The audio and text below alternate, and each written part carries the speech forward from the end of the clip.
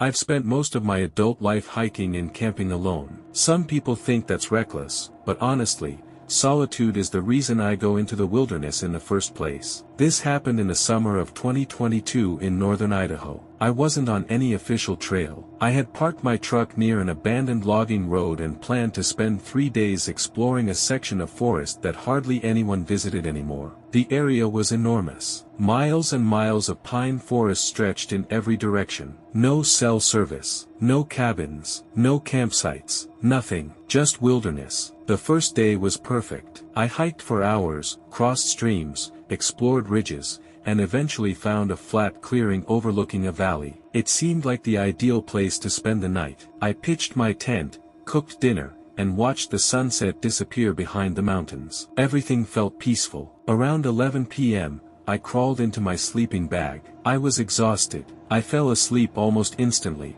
Then something woke me. At first I thought it was a dream, but then I heard it again. A whistle. A long, slow whistle. Somewhere outside my tent. I checked my watch. 2:17 a.m. The whistle came again. It wasn't a bird. It wasn't wind. It sounded human. I sat up immediately. The sound came from somewhere beyond the trees, maybe 50 yards away. Then silence. I waited. Nothing. After about 10 minutes, I convinced myself it had probably been another camper. Maybe somebody had gotten lost. Maybe they were calling for a friend. Eventually I laid back down. Just as I closed my eyes, the whistle came again. This time it was closer. Much closer. Maybe 20 yards away. Every hair on my body stood up. I grabbed my flashlight and stepped outside. The forest was dark. My beam swept across the trees. Nothing. No movement. No people. No animals. The woods looked completely empty. Then I noticed something. Footprints. Fresh footprints. They circled my campsite. Someone had walked around my tent while I was sleeping. I felt my stomach drop. I packed my flashlight away and spent the rest of the night awake. Nothing else happened. At sunrise, I convinced myself there had to be a reasonable explanation. Maybe another hiker had wandered through. Maybe they were curious. Still, I didn't like it. I decided to move camp. I packed everything and continued deeper into the forest. Around noon, I discovered an old fire road. The road had obviously been abandoned for years. Grass grew through the cracks. Small trees were beginning to reclaim it. I followed it west. After an hour, I noticed something strange. There were tire tracks. Fresh tire tracks. That shouldn't have been possible. The nearest maintained road was at least 20 miles away. Yet somebody had driven down this abandoned road recently. The tracks continued for miles. Eventually I reached a bend. And that's when I saw the trailer. An old white utility trailer sat beside the road. No vehicle, no people, just the trailer. It looked ancient. Rust covered the wheels. The paint was peeling. I approached carefully. The door stood slightly open. I called out. No answer. I pushed it wider. The inside was empty. Mostly. There was a folding chair, a lantern, several empty water bottles, and dozens of photographs. The photos were scattered across the floor. I picked one up. It showed a section of forest. Another showed a creek. Another showed a dirt road. At first they seemed random. Then I realized something. Every photograph had been taken in this forest. Many of them showed campsites. Some even showed tents. I felt a chill run through me. Someone had been documenting people out here. I didn't stay long. I left immediately. For the rest of the afternoon I couldn't shake the feeling that I was being watched. Every sound seemed suspicious. Every movement in the trees caught my attention. By evening I found another place to camp. This one sat beside a narrow stream. I set up quickly. As darkness fell, I built a small fire. The woods remained silent. Too silent. No birds. No insects. Nothing. Then I heard an engine. Far away. Very faint. A vehicle. The sound lasted maybe 30 seconds before disappearing. I stood there listening. The forest went quiet again. Around midnight I heard footsteps. Not animal footsteps. Human footsteps. Slow, deliberate. Crunch, crunch, crunch. They circled my campsite. Exactly like before. I grabbed my flashlight and stepped outside. The footsteps stopped instantly. The woods looked empty. Then my light landed on something hanging from a tree. A photograph. Someone had nailed a photograph to a pine tree 20 feet from my tent. My heart nearly stopped. I walked closer. The picture showed me, standing beside my truck. The photo had clearly been taken earlier that morning. Someone had been watching me all day. I packed my gear immediately. I didn't care that it was after midnight. I wasn't staying there. I started hiking, fast. The moon provided just enough light to follow the stream. After about 30 minutes I looked back. A flashlight flickered between the trees. Someone was following me. I began moving faster. The light kept appearing, disappearing, appearing again, always behind me, always at the same distance. It felt intentional, like whoever it was wanted me to know they were there. Eventually I reached another section of the old fire road. The moment I stepped onto it, I saw headlights. A truck, maybe half a mile away. The vehicle sat motionless. Its headlights pointed directly at me. I couldn't see the driver. I couldn't even tell what kind of truck it was. It just sat there, watching. Then the headlights switched off. Everything vanished into darkness. I turned and ran. Branches slapped my face. Roots nearly tripped me, but I kept moving. I didn't stop for over an hour. Eventually exhaustion forced me to rest. I found a rocky outcrop overlooking a ravine. The position felt defensible. Only one path led up to it. I sat there until dawn. The night passed slowly. Twice I heard movement below. Once I saw a flashlight, but nobody approached. When sunrise finally arrived, I felt relief. That relief lasted maybe 10 minutes. Then I found footprints. Dozens of footprints, directly below the rocks where I'd spent the night. Whoever had followed me had known exactly where I was. They simply hadn't come up. The realization terrified me. It felt like a game, a very dangerous game. I decided to head back toward my truck. The hike took most of the day. Around 3 p.m. I reached a ridge overlooking the parking area. My truck was still there, but another vehicle had parked beside it. An old black pickup. I couldn't see anyone around. I watched from the ridge for nearly an hour.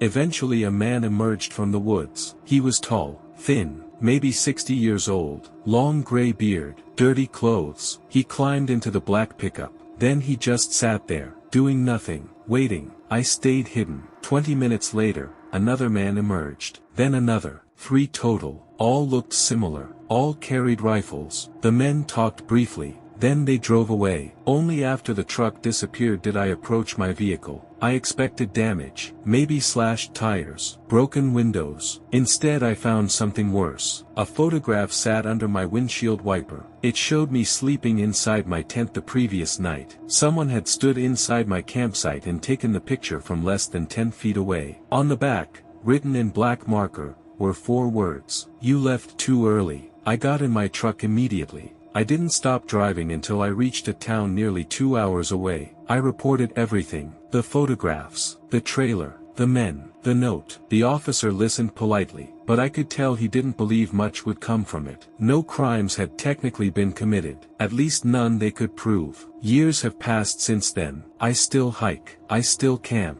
but I never return to that forest. And sometimes late at night I think about that photograph. Not because someone took it, but because of the message. You left too early. To this day, I still don't know what they meant, and I don't think I want to. This happened in the fall of 2021, in the mountains of western North Carolina. I've always preferred isolated campsites. The more remote the location, the better. I like being away from roads, crowds, and civilization. At least I used to. Now I'm not so sure. I had taken a week off work and planned a 4-day backpacking trip through a section of national forest that received very little traffic. The area wasn't completely unknown, but most hikers avoided it because of the steep terrain and lack of marked trails. That sounded perfect to me. The first day went smoothly. I covered nearly 10 miles and eventually reached a small valley surrounded by ridges. A narrow creek cut through the center. The location looked ideal for a campsite. I set up my tent beside the water and spent the evening fishing. Everything felt normal. The woods were quiet, peaceful, exactly what I'd hoped for. Around sunset I noticed smoke rising from the opposite side of the valley. At first I assumed another camper was nearby. That wasn't unusual, but something about it bothered me. The smoke wasn't rising from a campfire. It looked too thick, too dark, almost oily. I watched it for several minutes before it disappeared behind the trees. Eventually darkness arrived. I ate dinner and climbed into my sleeping bag. Sometime during the night I woke up. At first I didn't know why. Then I heard it. A bell. A single bell ringing somewhere far away. Ding. Silence. 30 seconds later. Ding. The sound echoed through the valley. I checked my watch. 3:11 a.m. The bell rang again. Then again. Always once. Never twice. I listened for nearly 20 minutes. Finally it stopped. The silence afterward somehow felt worse. I eventually fell asleep. The next morning I crossed the creek and headed toward the area where I'd seen the smoke. Curiosity got the better of me. About an hour later I found the source. It wasn't a campsite. It was an abandoned cabin.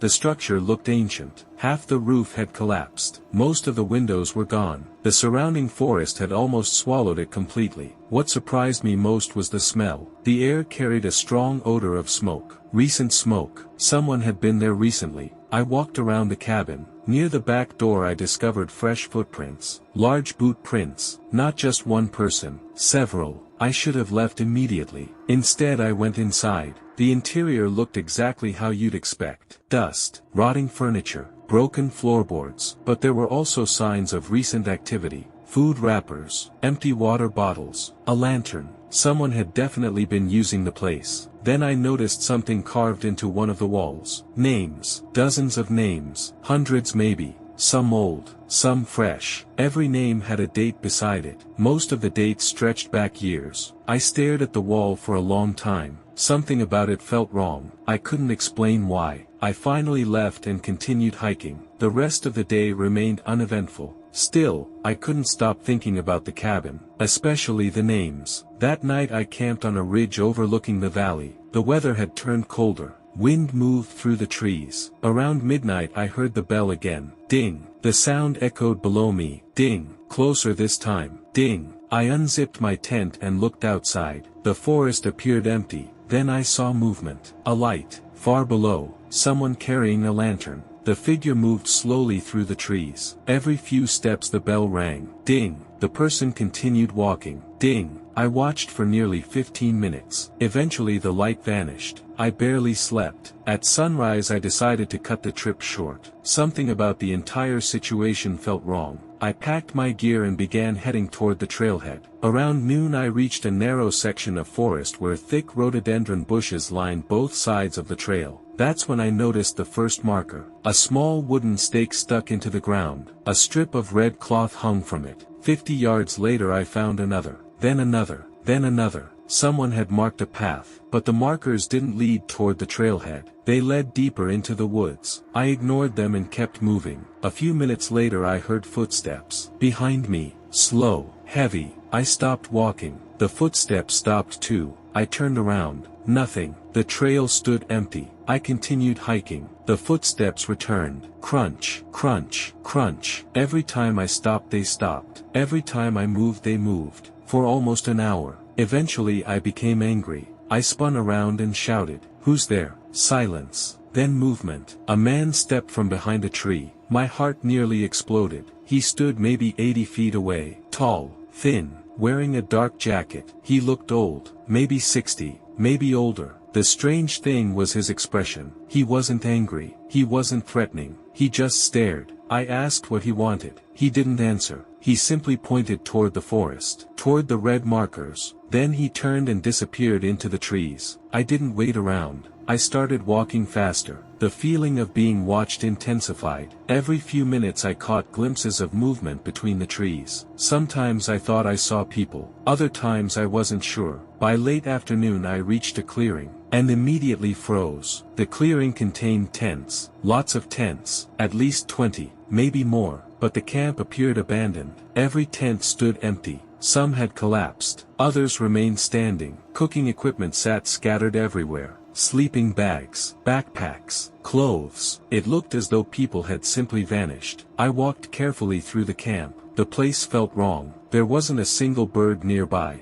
Not one. Near the center stood a fire pit. Beside it sat a metal pole. And hanging from the pole, a bell. The exact same bell I'd been hearing every night. My stomach dropped. I wanted to leave immediately. Then I noticed the photographs. Hundreds of photographs. They covered a large wooden board nailed between two trees. Most showed hikers, campers, backpackers, people standing beside tents, people sitting around campfires, people hiking trails. Some photographs looked decades old, others looked recent, very recent. Then I found one of myself, taken the previous day. I was standing beside the creek catching a fish. Someone had photographed me without my knowledge. I backed away immediately. That's when I heard voices. Not one voice, several, talking somewhere beyond the trees. Getting closer. I ran. I didn't think. I didn't hesitate. I simply ran. Branches whipped across my face. Leaves exploded beneath my boots. Behind me I heard shouting. The voices had noticed me. I sprinted downhill as fast as possible. Then the bell started ringing. Again and again. No longer slow. No longer calm. Ding, ding, ding, ding. The sound echoed through the entire forest. Suddenly voices answered from different directions. People. Lots of people. I realized with horror that they weren't all behind me. Some were ahead. Some were beside me. I was being surrounded. I pushed myself harder. My lungs burned. My legs screamed, but fear kept me moving. Eventually I reached the creek. Without slowing down I jumped into the water and splashed across. The cold nearly knocked the breath from my lungs. I climbed the opposite bank and kept running. For several minutes I heard people crashing through the woods behind me. Then suddenly everything stopped. The voices vanished. The footsteps vanished. The bell stopped ringing. Silence. Complete silence. I finally slowed down. Then I understood why the pursuit had ended. The forest ahead looked different. A dirt road. I had reached a road. Apparently whoever had been chasing me didn't want to leave the woods. I followed the road for nearly 2 hours. Just before sunset I reached my truck. I threw my gear inside and drove away immediately. I didn't stop until I reached a gas station nearly 50 miles away. While filling my tank I noticed something tucked beneath one of my windshield wipers. A photograph. My hand started shaking. The picture showed me running through the forest earlier that afternoon. Someone had somehow gotten close enough to take it. On the back was a handwritten message. It said, "The Hollow chose you, nothing else." No explanation, no name, no date, just those words. I reported everything. The abandoned camp, the photographs, the people, the bell. Authorities investigated. As far as I know, they never found anything. No camp. No board covered in photographs. No bell. Nothing. It was as if the entire place had vanished overnight. 3 years have passed. I still own that photograph. It's locked inside a box in my closet. I've considered throwing it away countless times, but every time I look at it, I remember one detail. A detail I didn't notice until months later. In the background of the picture, standing between two trees, was the old man who had pointed toward the red markers. He wasn't looking at the camera. He wasn't looking at me. He was staring directly into the woods behind him. And even after all these years, I can't shake the feeling that whatever he was looking at was the thing everyone else in that forest was truly afraid of. This happened in October of 2023. I've never told the full story online because, honestly, I know how insane it sounds. If somebody else told me this story, I'd probably assume they were exaggerating or leaving details out. But everything I'm about to describe happened exactly the way I remember it. I've been hunting and hiking since I was a kid. I grew up in rural Montana, and spending days alone in the wilderness was normal for me. The forest never scared me. People did. And after what happened on Black Ridge, they scare me a lot more. It started when I decided to spend a long weekend scouting elk territory in a remote section of mountains near the Montana-Idaho border. The area was difficult to reach. Most hunters avoided it because there were no maintained roads nearby. To get there, you had to hike nearly 10 miles through rough terrain. That was exactly why I chose it. I wanted isolation. I got far more than I bargained for. The first day went smoothly. The weather was cool and cloudy. By late afternoon I reached a ridge overlooking a massive valley. The view was incredible. Dense forest stretched for miles. There wasn't a single sign of civilization anywhere. I found a flat area beneath several large pines and set up camp. As darkness approached, I cooked dinner and watched the clouds roll across the mountains. Everything felt peaceful, normal. At around 9 p.m., I heard a sound. 3 knocks. Knock, knock, knock. It came from somewhere in the trees. At first I assumed it was a woodpecker. Then I remembered it was dark. I listened. Nothing. 5 minutes later, I heard it again. 3 knocks. Always 3. The sound seemed closer. I grabbed my flashlight and scanned the woods. Nothing. The forest looked empty. Eventually the knocking stopped. I shrugged it off and went to sleep. The next morning I started exploring the valley below. Around noon I found something strange. A wooden post stuck into the ground. The post looked old. Very old. Carved into it was a symbol. A circle with 3 lines running through the center.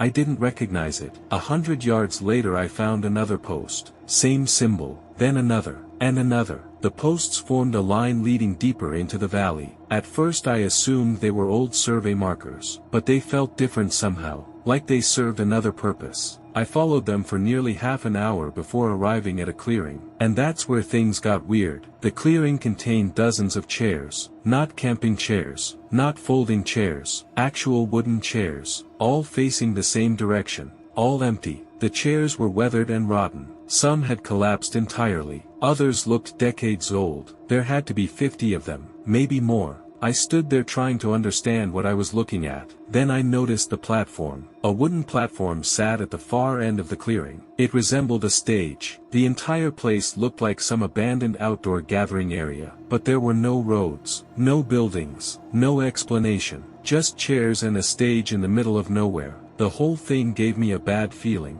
I left immediately. That evening I returned to camp. Around sunset I noticed movement on a distant ridge. At first I thought it was wildlife. Then I raised my binoculars. A person, standing completely still, watching my camp. The distance was too great to identify details, but I could clearly tell it was a person. I waved. No response. The figure remained motionless for nearly 20 minutes. Then it simply walked away. I didn't sleep well that night. Around midnight the knocking returned. Knock, knock, knock. This time it came from behind my tent. I sat upright immediately. Then another set of knocks answered from somewhere farther away. Knock, knock, knock.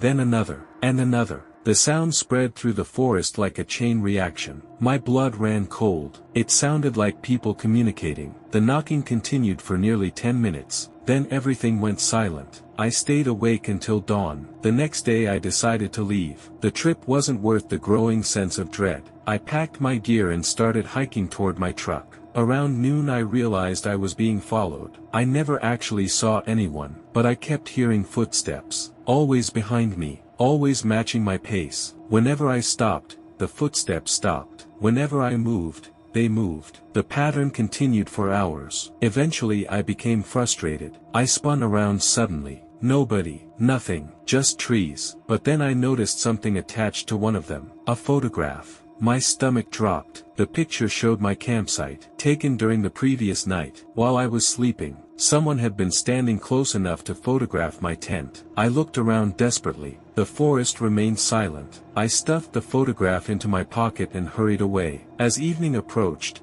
I realized I wasn't going to reach my truck before dark. I had no choice but to spend one more night in the woods. I hated the idea, but I didn't have alternatives. I found a small rocky area overlooking a steep slope and made camp. The location offered a good view in every direction. At least that's what I thought. Around 2 a.m., I woke suddenly. No sound, no reason, just an overwhelming feeling that something was wrong. I opened my eyes, and nearly screamed. There was a person standing outside my tent, completely motionless, only a few feet away. I could see the silhouette clearly through the fabric. The figure wasn't moving, wasn't breathing, wasn't making a sound, just standing there, watching. I grabbed my flashlight. The moment I switched it on and pointed it toward the tent wall, the silhouette disappeared. Gone. Instantly, I rushed outside. The area was empty. No footsteps, no movement, nothing. Then I noticed another figure, farther away, standing among the trees, and another, and another. There were at least 6 of them, all motionless, all watching. I shouted. No response. The figures remained perfectly still. Then one of them slowly raised an arm, and pointed into the darkness behind me. I turned instinctively. There was nothing there. When I looked back, every figure was gone. I didn't sleep again. At first light I packed everything and left. Fast. Around midday I finally reached an old logging road. Relief flooded through me. Civilization couldn't be far away. Then I saw the truck. An old green pickup sat parked beside the road. A man stood next to it. He appeared to be in his 70s. Long gray beard, worn hunting jacket. He looked like he'd spent his entire life outdoors. When he saw me approaching, his expression changed immediately. Not surprise, fear, actual fear. He asked where I'd come from. I pointed toward Black Ridge. The color drained from his face. For several seconds he didn't say anything. Then he asked me a question. Did you hear the knocking? I froze. I told him yes. His face tightened. Then he asked another question. Did you see them watching? At that point every hair on my body stood up. I asked who he was talking about. The old man looked toward the mountains. Then he said something I'll never forget. They don't like strangers staying after dark. I demanded an explanation. Instead he simply shook his head. Then he told me to leave. Immediately. Not tomorrow. Not later. Right now. Something in his voice convinced me. I got into my truck and drove away. I never returned. Months later I showed the photograph of my campsite to a friend. We were drinking beer when I pulled it out. He stared at it for several seconds, then asked me a strange question. Who's standing behind your tent? My heart stopped. I grabbed the photo, and for the first time, I noticed it. A person, partially hidden by darkness, standing directly behind my tent, watching it, watching me. The figure had been there the entire time. I'd simply never noticed. To this day I still have no idea who those people were. I don't know what the chairs in the clearing were for. I don't know why they communicated through knocking. And I definitely don't know why that old man was so terrified of them. But sometimes late at night, when everything is quiet, I think about those figures standing among the trees, completely motionless, watching, waiting, and I wonder how many other hikers have spent a night on Black Ridge without ever realizing they weren't alone.